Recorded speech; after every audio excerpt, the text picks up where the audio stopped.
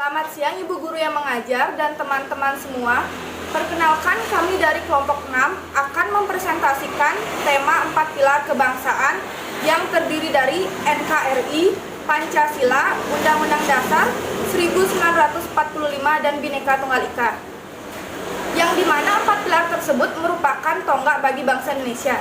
Sebelum mempresentasikan, kami akan memperkenalkan diri terlebih dahulu masing-masing, mulai dari saya.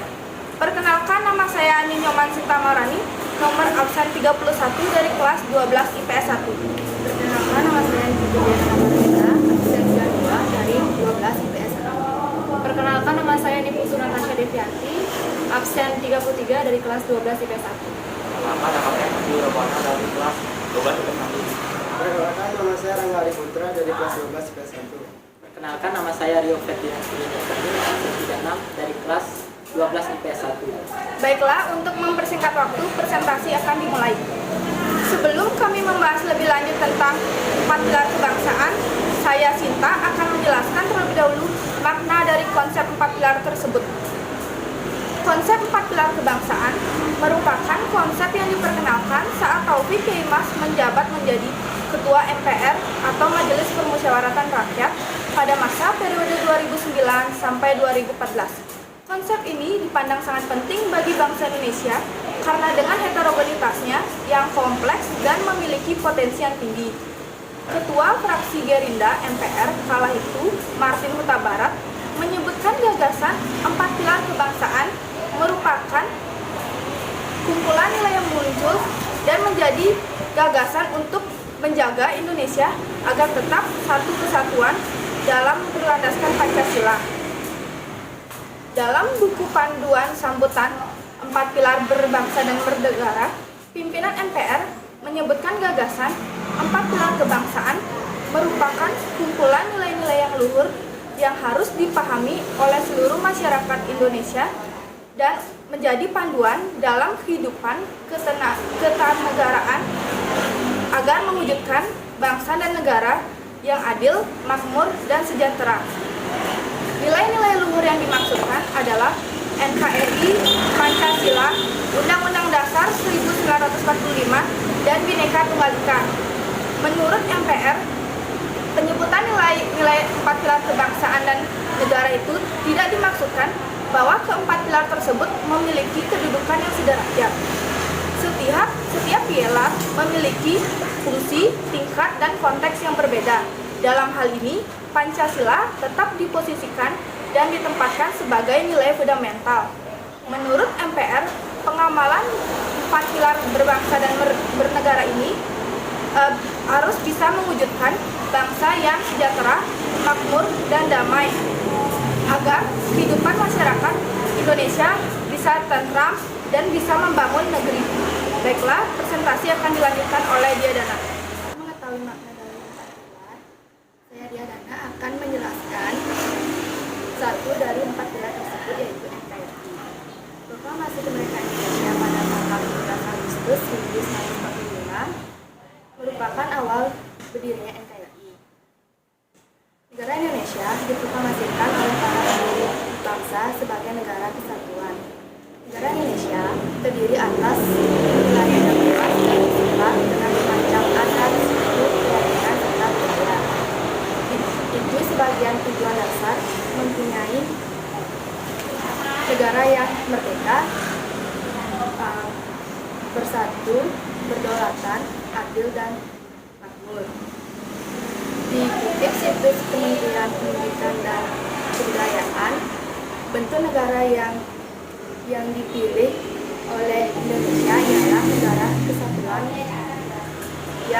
yang dengan bentuk negara republik. Berdasarkan negara tersebut tercantum dalam UUD 1945 pasal 1 ayat 1, negara Indonesia ialah negara kesatuan yang terbentuk republik. Kedaulatan di tangan rakyat artinya Indonesia menganuti sistem demokrasi dalam menjalankan pemerintahan dikarenakan menyadari dengan keragaman bangsa Indonesia. Ada beberapa makna NKRI. Yang pertama, kedaulatan wilayah yang meliputi suatu pulau yang digenap, tanah air dan udaranya yang disekat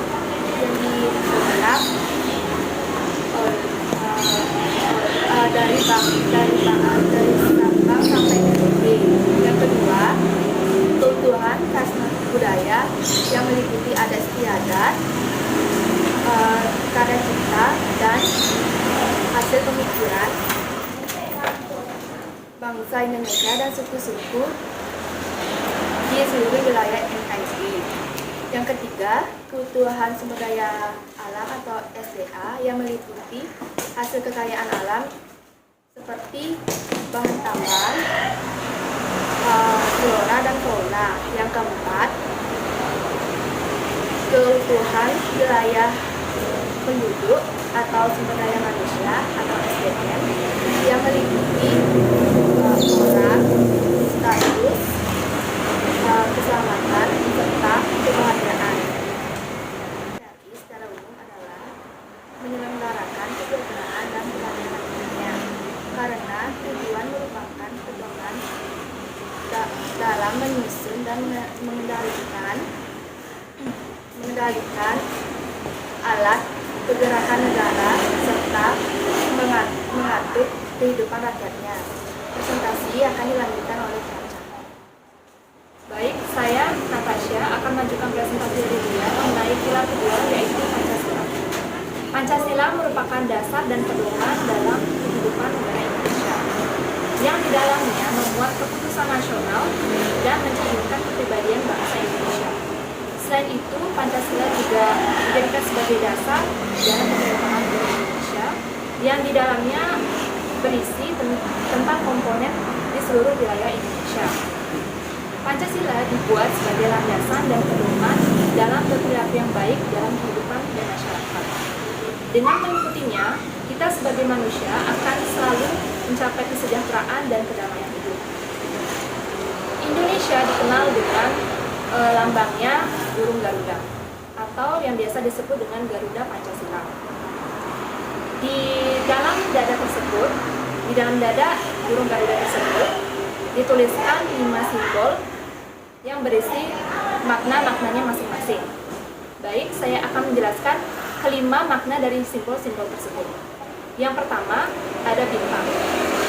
Bintang melambangkan sila pertama dalam Pancasila, yaitu ketuhanan yang Maha Esa. Bintang melambangkan sebuah kerohanian dari warga Indonesia. Selain itu, bintang juga memancarkan masing-masing sisinya, yang berarti Indonesia memiliki keragaman kepercayaan maupun keyakinan. Yang kedua, ada rantai. Rantai melambangkan sila kedua dalam Pancasila, yaitu kemanusiaan yang adil dan beradab. Rantai memiliki 19 gelang, yang berarti kokoh dan suka tolong-menolong. Yang ketiga, ada pohon beringin. Pohon beringin melambangkan sila ketiga dalam Pancasila, yaitu persatuan Indonesia. Pohon beringin memayungi warga Indonesia dan juga diartikan sebagai kekuatan bangsa Indonesia yang kokoh dilihat dari akar dan batangnya. Yang keempat, ada kepala banteng. Kepala banteng melambangkan sila keempat Pancasila, yaitu kerakyatan yang dipimpin oleh kebijaksanaan dalam permusyawaratan perwakilan. Kepala banteng diartikan sebagai seseorang yang senang berkumpul dan senang menghasilkan keputusan bersama. Dan yang terakhir, ada padi dan kapas. Padi dan kapas melambangkan sila kelima yang berarti padi dan kapas itu mencerminkan kebutuhan bangsa Indonesia yang tidak dilihat dari status maupun kedudukannya. Padi dan kapas juga diartikan sebagai sandang dan tangan warga Indonesia tanpa melihat kesenjangan sosial yang ada di sana. Baik, setelah mengetahui simbol-simbol tersebut, makna dari simbol-simbol tersebut, saya akan menjelaskan tentang penerapan nilai-nilai Pancasila di dalam kehidupan bermasyarakat. Yang pertama, nilai ke-1, yaitu ketuhanan yang Maha Esa. Saling menghormati sesama umat manusia. Yang kedua, tidak memaksakan suatu agama kepada orang lain. Dan yang ketiga, membangun hubungan rukun antar sesama umat beragama. Nilai kedua tentang kemanusiaan yang adil dan beradab, itu yang pertama, bersikap adil tanpa pamrih. Yang kedua, tidak melakukan tindak kriminalitas atau diskriminasi terhadap orang-orang lain, baik itu di lingkungan rumah, sekolah, maupun masyarakat. Dan yang terakhir, tidak menjaga hak dan kewajiban orang lain. Nilai ketiga, persatuan Indonesia. Yang pertama, cinta tanah air dengan membeli produk-produk dalam negeri. Yang kedua, cinta tanah air dan bangsa Indonesia lewat dengan mengharumkan nama NKRI di kancah internasional melalui prestasi baik itu di bidang akademik maupun non akademik. Yang ketiga, mengedepankan persatuan Indonesia daripada kepentingan golongan. Selanjutnya, nilai keempat, kerakyatan yang dipimpin oleh hikmat kebijaksanaan dalam permusyawaratan perwakilan. Yang pertama, mengedepankan musyawarah, diskusi, deliberasi, maupun yang lain-lain untuk mencapai suatu keputusan bersama. Yang kedua, ikut serta dalam pemilu. Yang ketiga, tidak memaksakan kehendak kepada orang lain. Baik, nilai yang terakhir yaitu sila kelima, keadilan sosial bagi seluruh rakyat Indonesia. Yang pertama, menghargai hasil karya orang lain. Yang kedua, menghargai hak dan kewajiban orang lain. Dan yang ketiga, tidak bersikap adil dan tidak pamrih. Baik, saya akan melanjutkan penjelasan mengenai fungsi Pancasila sebagai dasar negara. Yang pertama, Pancasila sebagai dasar negara. Yang kedua, Pancasila sebagai ideologi negara. Yang ketiga, Pancasila sebagai jiwa bangsa Indonesia. Yang keempat, Pancasila sebagai pandangan hidup bangsa. Yang kelima, Pancasila sebagai segala dari segala sumber hukum. Yang keenam, Pancasila sebagai perjanjian mutu bangsa Indonesia. Yang ketujuh, Pancasila sebagai cita-cita dan tujuan bangsa Indonesia. Dan yang terakhir, Pancasila sebagai falsafah hidup. Baik, presentasi selanjutnya akan dilanjutkan oleh Wira Buana.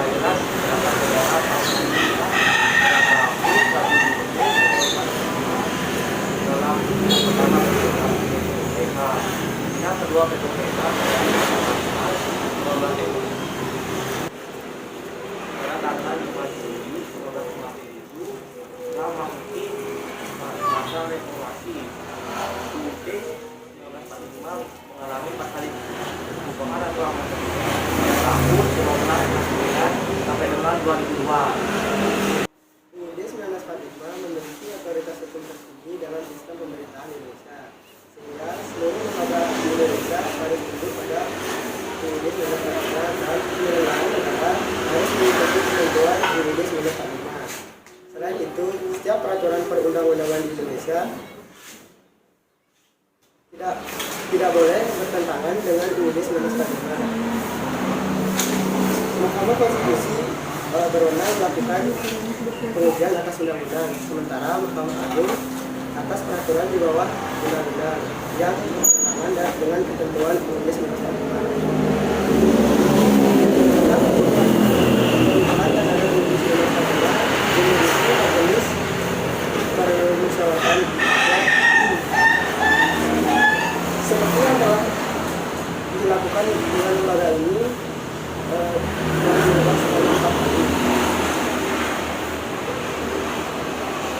Ketentuan mengenai perubahan UUD 1945 diatur pada pasal 37 UUD 1945. UUD 1945 telah mengalami perubahan semenjak amandemen sebanyak 4 kali.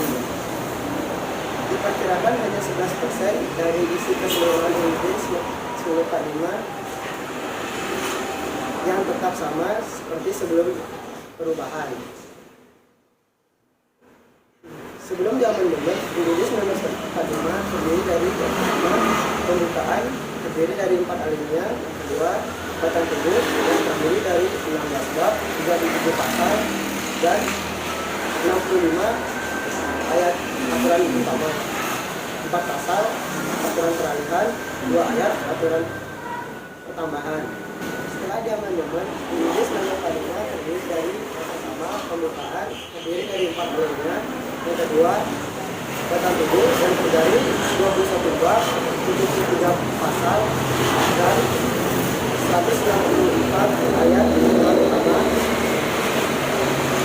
3 pasal aturan peralihan, 2 pasal aturan tambahan. Penjelasan UUD 1945 tidak disebutkan secara formal.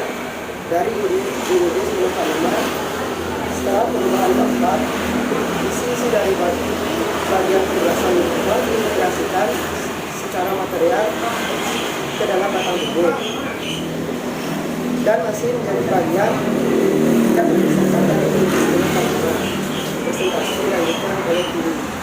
Baik, pilar yang keempat adalah Bhinneka Tunggal Ika. Bhinneka Tunggal Ika merupakan moto atau semboyan dari bangsa Indonesia yang tertulis pada Lambang Negara Indonesia dari Pancasila. Frasa ini berasal dari bahasa Jawa kuno yang berarti berbeda-beda tetapi tetap satu. Jika diterjemahkan per kata, Bhinneka berarti beraneka ragam, tunggal artinya satu, dan ika artinya itu. Secara harfiah, Bhinneka Tunggal Ika berarti beraneka satu itu, yang bermakna walaupun berbeda-beda bangsa Indonesia tetaplah satu kesatuan. Semboyan ini menggambarkan persatuan dan kesatuan bangsa Indonesia yang terdiri dari berbagai macam suku, budaya, ras, dan agama atau kepercayaan. Kalimat ini berasal dari kutipan Kakawin kuno Jawa kuno, yaitu Kakawin Sutasoma, yang dikarang oleh Putan Tular semasa Kerajaan Majapahit sekitar abad ke-14 di bawah pemerintahan Hayam Wuruk. Kakawin itu istimewa karena mengajarkan toleransi antar umat beragama Jawa dan agama Buddha. Baiklah, saya akan menyampaikan kesimpulan dari 4 pilar kebangsaan Indonesia. 4 pilar tersebut yang terdiri dari NKRI, Pancasila, Undang-Undang Dasar 1945, dan Bhinneka Tunggal Ika merupakan pilar yang sangat penting bagi bangsa Indonesia karena keempat tersebut merupakan tonggak bagi bangsa Indonesia, dan tujuan dari 4 pilar tersebut adalah agar seluruh masyarakat Indonesia mengetahui identitas negara dan memiliki rasa cinta tanah air, nasionalisme, serta berakhlak mulia dan bertanggung jawab bagi negeri dan bangsa. Baik, sekian dari presentasi kami. Maaf jika ada salah-salah kata. Akhir kata kami ucapkan Parama Santi. Om Santi.